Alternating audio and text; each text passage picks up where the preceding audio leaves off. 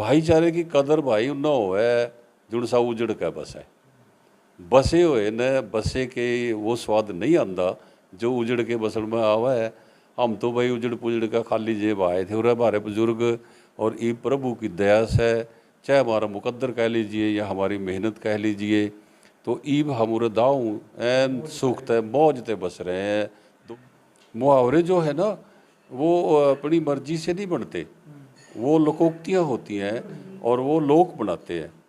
आड़ा हमने सुना भाई जिस हड्डी में सिर नहीं चुराया मैं फुटो सॉरी, और दूसरा सुना मैं भाई दूर पड़ोसी नेड़े, अपनी होकी अपनी मरोड़ चाहे कड़ी भर के पी चाहे चुराए मैं फोड़। वहाँ ऐसा नहीं था। अगर हॉकी थी मुसलमानों में तो सबकी हॉकी थी। मास्टर जी हैं जीत सिंह जी, जिनका जन्म जो पाकिस्तान में था, तो इनकी उम्र जो 2 साल थी उस टाइम में। तो इनसे पूछांगे किस तरह का के व्यवहार रहा था यहाँ पर आने के बाद, क्योंकि बुजुर्गों इनसे भी इनने भी बुजुर्गों का सुने हो गया कि किस तरह का के कुछ रहना था। राम राम। राम राम। मेरी ओर से भी दर्शकों को राम राम और पत्रकार बंधुओं को भी राम राम जिन्होंने मौका दिया। जो प्रश्न ये पूछना चाह रहे हैं जो जो जो जो पूछेंगे जैसा मन ज्ञान से भाई बेरस है उसा मैं जवाब देता रहूँगा। पूछिए जी। जिस तरह से आप पाकिस्तान तय आए हैं, मतलब आपकी उम्र जब 2 साल थी यहाँ आए हैं, तो आपके बुजुर्गों ने जी आपको बताया होगा कि किस तरह का वहाँ पर अपना रहना होया करता और यहाँ पर आने के बाद क्या क्या बदलाव हुए हैं। ऐसा है जी, जो चीज़ें वहाँ थी आड़ा ना मिली हमने। वहाँ गांव की बेटी होती थी, यहाँ घर का बेटा है बेटी है, वो भी भाई भाई बहन लड़ा दी राजनीति वालों ने। जो जीवन मैं एक ही लाइन में अगर कहूँ, जो जीवन हमारे बुजुर्ग वहाँ जीते थे वो जीवन यहाँ नहीं है। बदलाव हुआ है, बहुत ज़्यादा बदलाव है। ये पता नहीं कि हमारा मुकद्दर ऐसा है या यहाँ का पानी ऐसा है। और मैं आपको एक मिसाल देना चाहूँ तो जहाँ भी आप जाते हो वहाँ जाके ना और देखा करो और मुहावरे के बोलने लोग। मुहावरे जो है ना वो अपनी मर्जी से नहीं बनते, वो लोकोक्तियाँ होती हैं और वो लोग बनाते हैं। आड़ा हमने सुना भाई जिस हड्डी में सिर नहीं चुराया मैं फुटो सॉरी, और दूसरा सुना मैं भाई दूर पड़ोसी नेड़े, अपनी होकी अपनी मरोड़ चाहे कड़ी भर के पी चाहे चुराए मैं फोड़। वहाँ ऐसा नहीं था। अगर हॉकी थी मुसलमानों में तो सबकी हॉकी थी और यहाँ का माहौल ही ऐसा है, हम भी उस तरह ढल गए हैं। तो अगर मैं एक ही लाइन में कहना चाहूँ कि वो जीवन हम जो वहाँ हमारे बुजुर्ग जिया करते हैं आड़े जीवे हैं वो नहीं है जी। वहाँ पे आपकी कितनी ज़मीन होया करती और के फसल होया करती, किस तरह के घर होया करते। मेरे दादाजी 2 भाई थे। बड़े भाई उनके औलाद नहीं हुई, वो नंबरदार थे गांव के, सरदार मंगल सिंह जी। मेरे दादाजी का नाम माणा सिंह जी है। उनके आगे 4 लड़के थे, एक गुजर गया है, 3 की औलाद हम अब भी जीने में बैठे हैं। हमारी ज़मीन 100 एकड़ थी, 100 स्टैंडर्ड एकड़। यहाँ हमारे 96 एकड़ 3 मेरे पिताजी की 3 भाइयों को मिली है। 32 एकड़ है। आगे हम 4 भाई हैं, हमारे पास भी 8 किले है। सड़क सुड़क लिकट गई, खाड़ लिकट गई, यूँ लिकट गया, पलाटी लिकट गई, उसमें से घटी है ज़मीन कुछ। वहाँ एक ही परिवार था, यहाँ कई परिवार हो गए हैं जी। जैसे वहाँ रहा करते अपने बुजुर्ग, तो किस तरह का जी भाईचारा था, मतलब ब्याह शादी में जैसे सभी जाति धर्म के लोग हों जी गाँव में, तो किस तरह का आना जाना था, किस तरह का उन आपस में व्यवहार था, भाईचारा था। पहली बात तो जिस गांव से मेरे बुजुर्ग ताल्लुक़ रखते थे उसमें एक ही गुजरों का घर था। आप अंदाज़ा लगा सकते हैं कि किसी भी गांव में से छड़ाने में या नगूरा में एक घर किसी कौम का जाति का हो तो कैसे रहते हैं। तो दबदबा था पूरा। और बाकी भाईचारा हमारा पड़ोसियों गांव से जो इस्लाम के लोग थे उनके साथ ब्याह शादियों में दाऊँ जाना आना था। कच्चा राशन दे दिया करे थे, ये अपने जी मरनाई से बनवा लिया करते थे। और जब वो आया करते इनके घर में वो उनको कच्चा राशन दे दिया करे थे, वो अपने तरीके से पका के खा लिया करते थे। इतना प्रेम था कि मैं उनको शब्दों में नहीं बांध सकता। क्योंकि एक ही बात में समझ जाओ कि हमारा उनके साथ रोटी बेटी का रिश्ता हजारों वर्षों से बना हुआ था, जो अभी यहाँ बन रहा है। और जब यहाँ आए जी, तो यहाँ किस तरह का वातावरण था, मतलब किस तरह का, मतलब व्यवहार किया गया जो यहाँ के स्थानीय लोग थे? स्थानीय लोग, हमारे पड़ोस में रोड़ों का गांव है दो, एक राजपूतों का गांव है, दो तीन जाटों के गांव है, बाकी लगभग सिख हैं यहाँ। तो उनमें जो भद्र पुरुष थे, जिनको पता था कि अंदर बाहर क्या होता है, उन्होंने तो हमारे पूर्वजों से बहुत अच्छा व्यवहार किया है। लेकिन गांव राम में भाई शरारती भी होया करें, सूदे भी होया करें, बौड़े भी होया करें मेरे वर्गे, और बांगे टेढ़े भी होया करें। बस जैसी किसी की बुद्धि थी वैसा उसने व्यवहार किया है।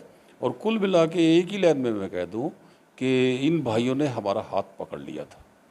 तो जी आपने फिर पढ़ाई कहाँ तक करी है? जैसे गुरु जी देखा आप हरियाणी बोलने लग रहे जी, हरियाणी बोलना कुकर सीखा फिर आपने? ऐसे हमारी मैं मजबूरी शब्द तो नहीं प्रयोग करूंगा, क्योंकि जब हम हरियाणा में रह रहे हैं तो हरियाणा की भाषा आनी अवश्य है, क्योंकि मेल जोल तभी बढ़ेगा जब हम भाषीय संबंध बनाएंगे। बाकी हिंदी माध्यम था हमारा। हिंदी माध्यम में प्राइमरी की पढ़ाई जो है रत्तक गांव में की है। उसके बाद हाई स्कूल की पढ़ाई हमारे नज़दीक कस्बा सद है, वहाँ से और पढ़ा हूँ भाई मैं 7-8 साल। उसके बाद मैंने वहाँ JBT की है सद में ही, और डिपार्टमेंट में जाके पहले सबसे ज्ञानी करवाई परमात्मा ने, फिर 4 साल की BA करवाई है, फिर 2 साल की MA करवाई है, और फिर 14 महीने की B.Ed करवाई है। 37 साल मेरे पे काम लिया से, दाऊ भगवान ने भिन्न भिन्न स्कूलों में ड्यूटी दी से। अंत में हमारे पड़ोस में है पंघाड़ा राजकीय उच्च विद्यालय, वहाँ से रिटायर हुआ हूँ एज हेडमास्टर, और आज मुझे रिटायरमेंट कह लो या पेंशन कह लो, खाते हुए 19 साल हो गए हैं।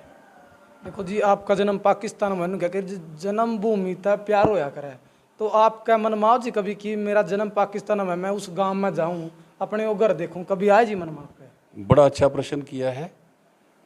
मैं चाहता हूँ कि मेरे साथ कोई ऐसा बुज़ुर्ग हो जिसको वहाँ की संभालो, क्योंकि वहाँ भी हो सकता है इतनी उम्र के 80-90 साल के बुज़ुर्ग ना जिंदा हो जो मुझे बता सके कि तेरे दादा का, तेरे बाप का ये घर था, उरे रहा करे थे।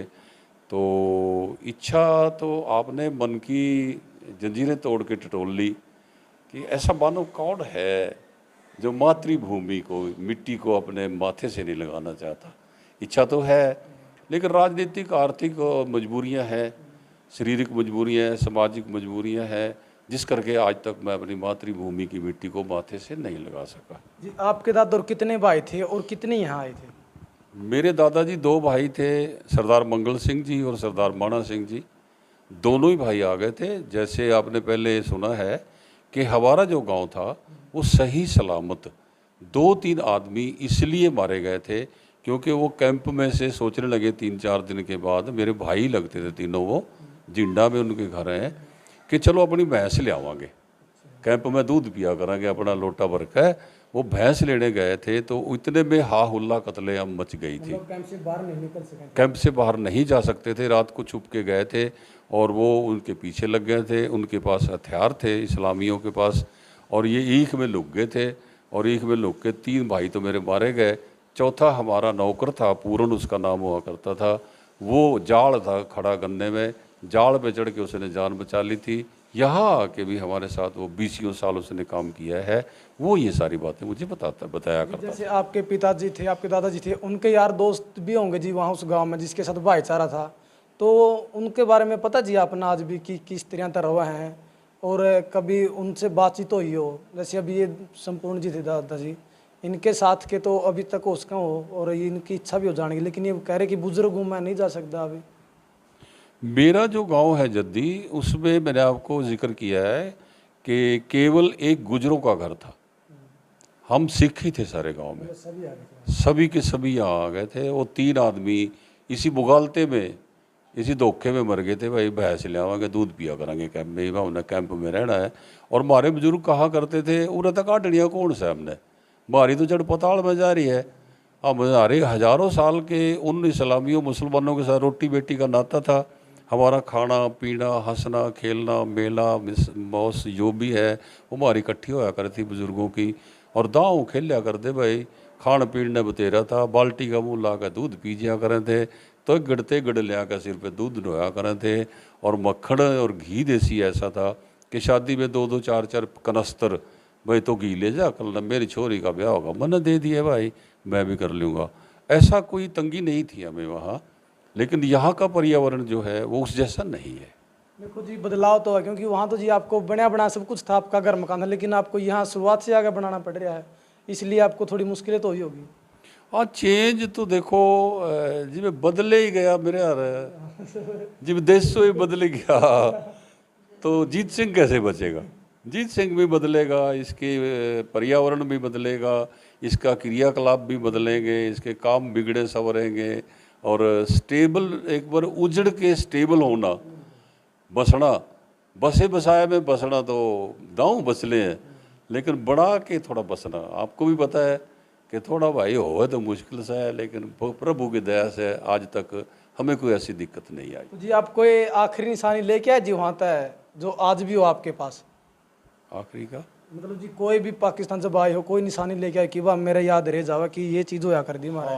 हाँ, मेरी दादी के हाथ के बुने हुए, मेरी नानी के हाथ के बुने हुए खेस पड़े से बारे भाई, दो लड़े भी पड़े से भाई, हमने संभाल के रख रखे हैं। रेजे कहा करते इनने वो ओढ़े, और दुस्से कहा करते, और ओढ़न का भी और बिछाण का भी और नहान का भी भाई, गणे खड्डी ला के घर हाथ में ओढ़ा कर दे, वो हमारे घर आज धरे हैं।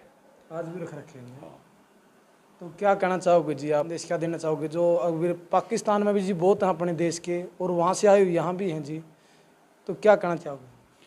ऐसा है, पहले भी दलबीर जी ने जिक्र किया, वास्तव में हमारी कोई दुश्मनी नहीं है। पब्लिक ना पाकिस्तान की दुश्मन है, ना हिंदुस्तान की जो आप उजड़ के वहाँ से आए, आपस में हमारी कोई दुश्मनी नहीं है। मुझे विश्वास है कि चाहे मेरी किसी को पहचान नहीं है, लेकिन फिर भी अगर मेरे से छोटा या बड़ा मिलेगा तो वो भाई या बापूजी कह के मुझे गले लगा लेगा। लेकिन ये राजनीतिक मजबूरियां हैं, ना जाने क्यों इन्होंने देशा ने पाड़ रखे से। पाकिस्तान का पीएम जब तक भारत की गाल ना देवे वो नहीं जी सकता, उरे का पीएम जो पाकिस्तान ने 2-4 गाल ना देवे वो नहीं जी सकता। मर्जे को डांगर, मर्जे को भैंस, मर्जे को उग्रवादी, मर्जे को गैंगाड़ा, भाई पाकिस्तान का हाथ है इसमें। और पाकिस्तान का हाथ आंदे ही सारी चद्दर लपेट कर दर्द हुए, कुछ नहीं निकलेगा।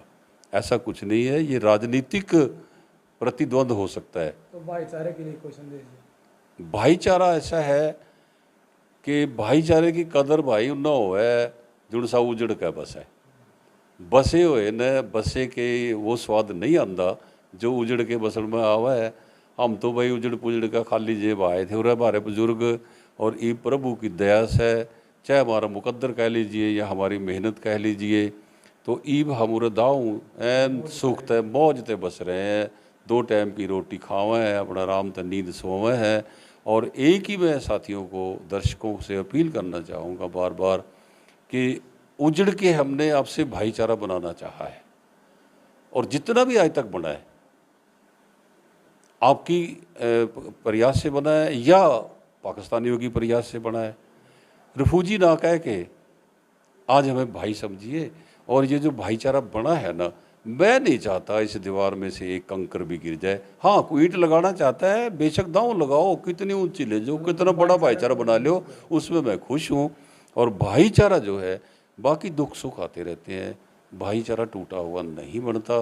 रहीम जी ने दोहे में साफ कह दिया है, रहीमन धागा प्रेम का मत तोड़ो चटकाए, टूटे से फिर ना ही मिले, मिले गांठ परी जाए। तो ये गांठ ना आने देना। मैं पता नहीं कल जीऊँगा या नहीं जीऊँगा, लेकिन शब्दों को याद रखोगे तो मैं आपका आभारी, मौत के बाद भी आपका आभारी रहूँगा। और प्रयास यही करो कि आप उसमें मिलजुल के भाइयों की तरह दाऊँ, खाओ पियो बैठो हंसो खेलो, बेटी को बेटी समझो, भाई को भाई समझो। ये मेरा प्रयास है और ये मेरी अपील है। ठीक है, धन्यवाद। देखो, पूरी जो वीडियो आपने देखी है, तो आपके के कुछ विचार, आपका के कुछ मानना, आपने कमेंट के जरिए अपनी राय जरूर देनी है, और इस वीडियो को ज़्यादा से ज़्यादा शेयर करना। ओके दोस्तों, मिलते हैं नेक्स्ट वीडियो में। वंदे मातरम।